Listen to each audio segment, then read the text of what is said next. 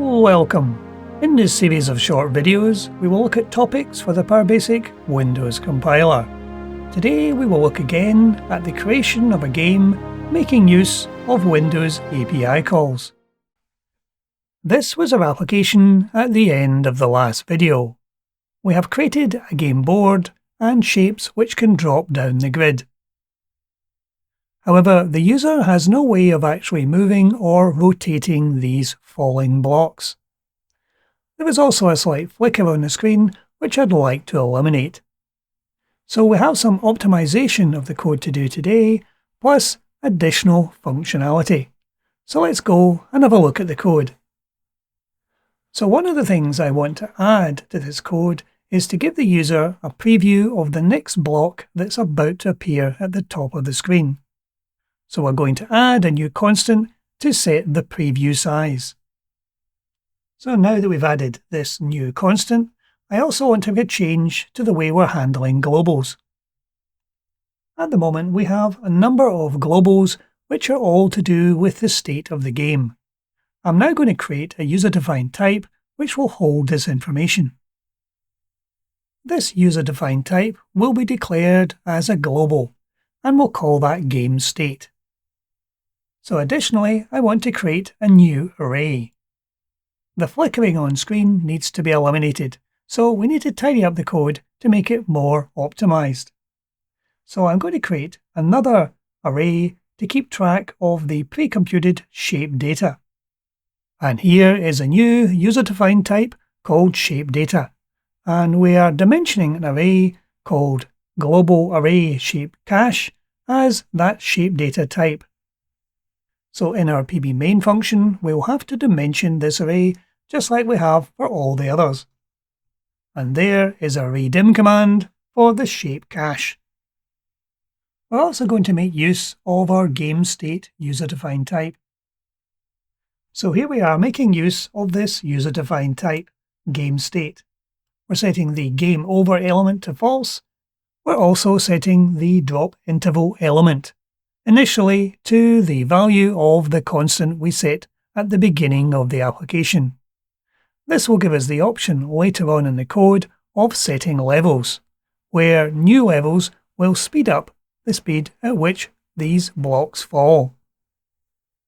So the next change I'm going to make is to the callback function. This handles all the events triggered from the dialog. So in the initialization section where we set the drop interval, we can change this so that it uses the user-defined type. And additionally, after these shapes are initialized, we'll want to pre-compute these shapes to populate our cache array. So we're going to create a new subroutine called pre-compute shapes. And we will create this subroutine in a moment. So further down the code where the timer is triggered, we're testing the game over variable. We'll change this to use the user-defined type. And we'll change these other global constants to use other elements of that user-defined type. So that's another bit of the code tidied up. It has no functional change to the application, but it does make the code much cleaner and easier to maintain. So in our else section, this is where we decide whether we can go further or not, by attempting to place the piece on the board. So we're going to make some changes in here to allow a progressive scoring system. Every time a number of lines are cleared, we'll up the user's score.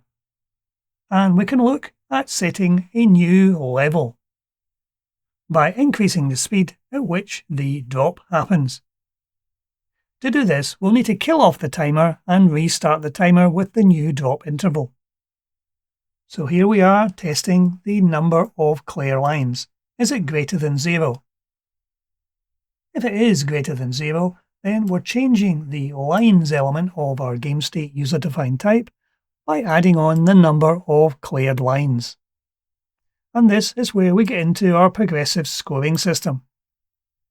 We're increasing the score by the number of cleared lines multiplied by 100. And multiplied by the game state level plus 1. And this is where we're setting the level value. and changing the drop interval. And as I said, we need to kill off the timer so we can amend it. So we kill the timer off and we set the timer to a new value. And down at the bottom here, we'll then change this global variable to our user-defined type. So we still have one brand new subroutine to create, but before we leave the event handler, we'll want to put some code in to handle the user moving and rotating the blocks. So we're going to have to trap a new event. We're going to be trapping a key up event on the dialog. When the user presses a key, as soon as the key is up, this event will trigger. So here is our key up event. We're pulling back the key press value by taking this value here, the callback wParam value. And if the game state is currently not complete, we can then look to do something with that key press. And we're going to use a number of constants for the left arrow, the right arrow, the down arrow, the up arrow, and the space bar. This is going to involve two new subroutines, one to move the piece and one to do a hard drop. This will drop the block as far down the grid as it can go. So we will create these new routines in a moment. Let's first go to look at the initialization of shapes and the pre-computing of the shapes in the cache. I noticed after the last video we had a problem with the initialized shapes. The shapes are going to be able to be rotated 90 degrees. So since it's a 90-degree rotation, you can rotate a shape 4 times. That's fine for everything but the S pieces and the Z pieces. We do not have enough options in here. It would mean these pieces would appear invisible during 2 of the rotations. So I'm going to do some tidying up in this initialize shapes routine. I'm going to make use of the prefix command to tidy up the code. This makes the code much tidier and easier to read. And also when we get to the Z piece and the S pieces, I'm going to add on additional lines of data. This will allow both the S and the Z pieces to rotate correctly. So next we're going to create the pre-compute shapes subroutine. This to create the caching for all of our blocks. So here is the skeleton of our new subroutine, pre-compute shapes. We're creating 4 local variables at the top of this routine. One for the piece, which will be used in a for next loop. One for the rotation, which will be used in a nested for next loop. And the X and the Y. So we will step through each of these 4 nested for next loops, populating the shape cache array. This will save any working out having to be done during the running of the application, as all the shape locations and orientations will have been worked out right at the beginning of the application. So now that we have that worked out, we can now create the move piece function to allow the user to both move a piece and rotate it. And here is the skeleton of our move piece subroutine. It's taking 3 parameters, a delta x, a delta y, and a delta rotation. These 3 parameters will indicate to this subroutine which direction we want the piece to move. So we're going to set up 3 local variables within this subroutine: new x, new y, and new rotation. So we're setting the new x to be equal to the current x coordinate of the square plus the delta requested, and new y to be the current y plus the delta y requested, and the new rotation is going to be the current rotation of the piece plus the delta rotation using the mod4 command. Now that we have worked out our new x, y, and rotations, we need to check to see if this position is valid, using the existing isValidPosition function. If this function returns true, then we can set the game state of the x, y, and rotation settings for this piece. And then we can use the invalidateRectangle Windows API call, as we've done every time we want the dialog to be repainted. So our isValidPosition function takes 4 parameters. So in this function, we're going to make use of our shape cache array rather than the block shapes array. So we need to make amendments in here to reference this new array. So we've created 2 new local variables, a board X and a board Y, both as long values. Next, we'll substitute the shape cache array for the existing array we were using in the last video. And we just have to check the boundaries to make sure that the shape is not wandering off the board. And if it was wandering off the board, the return from the function would be false. And a final check to make sure we have not collided with any existing blocks. So that should be all the changes we need to this function. So as we now have a GameState user-defined type, there'll be a few changes needed to be made to the existing code. So let's go and have a look where the game is initialized. So we're going to amend some of these global variables to take into account the user-defined type for GameState. Functionally, this is no different to the code that existed before. We're just changing it from global variables to a global user-defined type. The initialize game also calls the spawn new piece subroutine. And it has the same kind of changes needing to be made to substitute the global variables and put in place the GameState user-defined type. And we're passing these parameters on to the isValidPosition. And again, it needs to use the GameState user-defined type. Again, no functional change, just a change in the variable we're actually using. So if we go back to the callback function, the event handler, there are some more changes we'll want to make in here as well. So in the callback function, where we're handling the keyUp event, we did a test to see if the game over was false. So if the game over is true, that will be an else condition. And we'll need to pick up to see whether the user wants to start another game or whether they're just quitting. So we're having some more logic put in here. We're testing the key press value, which is the value that the user has pressed. We're looking for either uppercase R or lowercase r. That means we want to restart a game. So we will again call initialize game. We will redraw the rectangle of the dialog, and we will set our timer. Alternatively, if the user has pressed Q or lowercase q, then we are ending the dialog and coming out of the game. And I'm going to add on another event to handle the closing of the dialog. This will kill off the timer and end the main dialog, allowing us to exit the application. So there are a few more changes we need to make to fully insert our GameState user-defined type. In the placePiece function, these global variables need to be replaced with the user-defined type. I'm also in here using 2 additional variables, board X and board Y. So now we come to the draw game subroutine. There are going to have to be some changes made in here as well, as I want to tidy the board up slightly. And we also need to replace some global variables with our GameState user-defined type. And in this subroutine, we want to display to the user what the next piece is going to be. So that's our first change actually made, and some subtle changes to the brush we're going to be using. And rather than the routine we have at the moment to draw the border, I want to make something a little more subtle.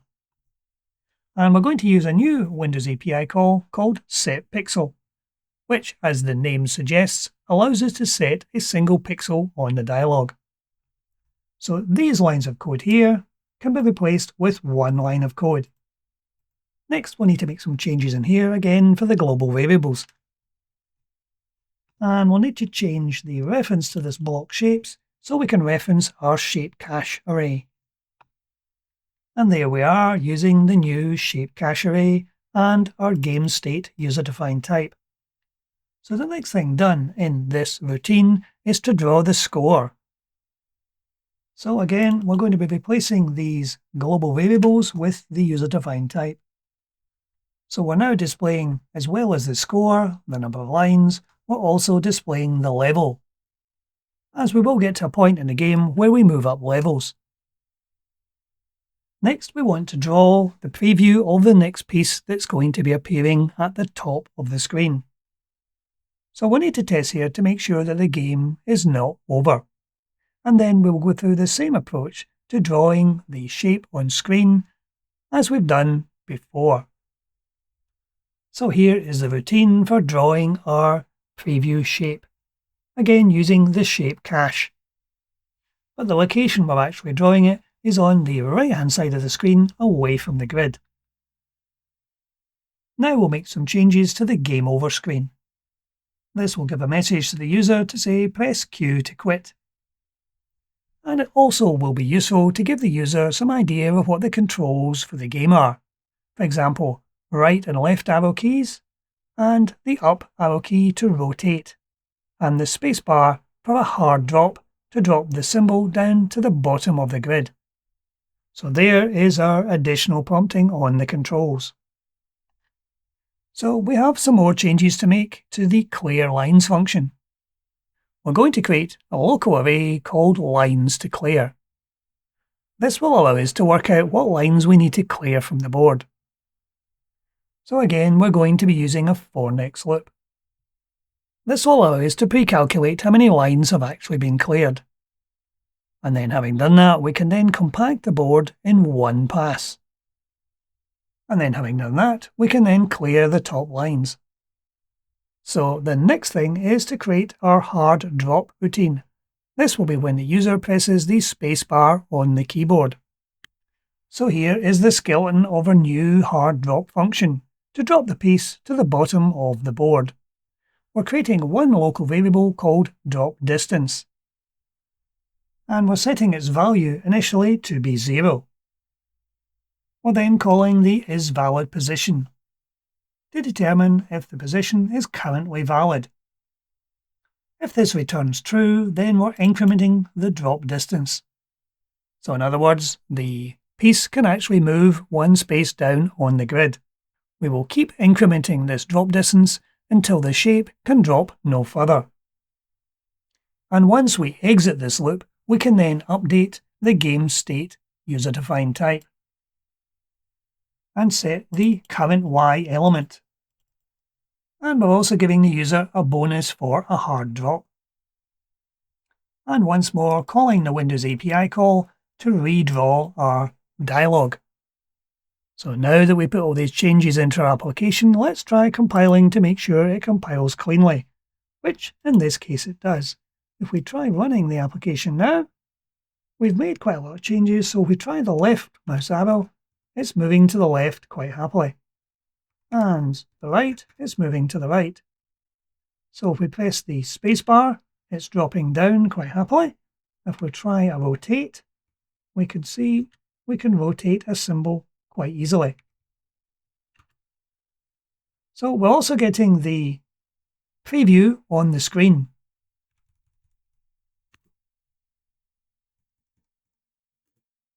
And the game seems quite playable.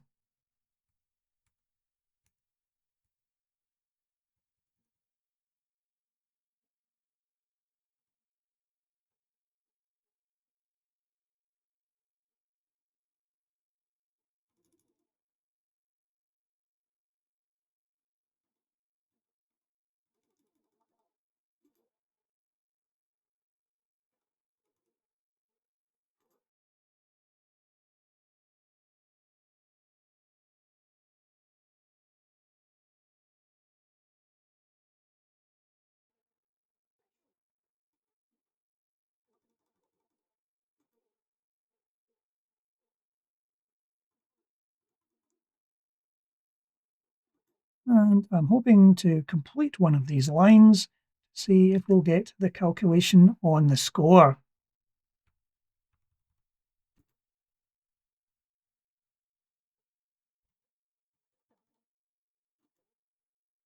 This will do nicely. And there we are, we've completed a line.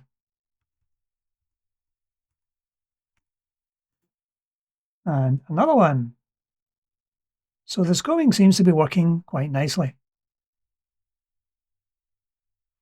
So we'll let the game progress till it gets to the end of the game, to make sure it's picking up the endgame routine, and then we will exit. So we're still getting some flickering on the screen, which we'll need to try and get rid of. But apart from that, the game is quite playable.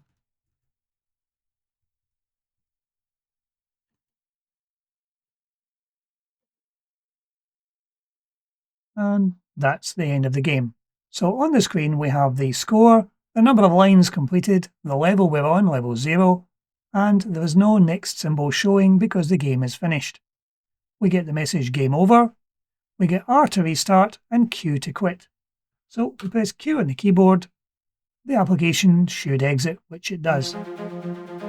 So we now have a workable game to demonstrate the use of Windows API calls to update the dialog on screen. Hopefully you'll find some of these routines useful in your own applications, but that's it for today. Thank you for watching. Thank you for watching today's video. Please feel free to click on the link in the description below to discover more videos.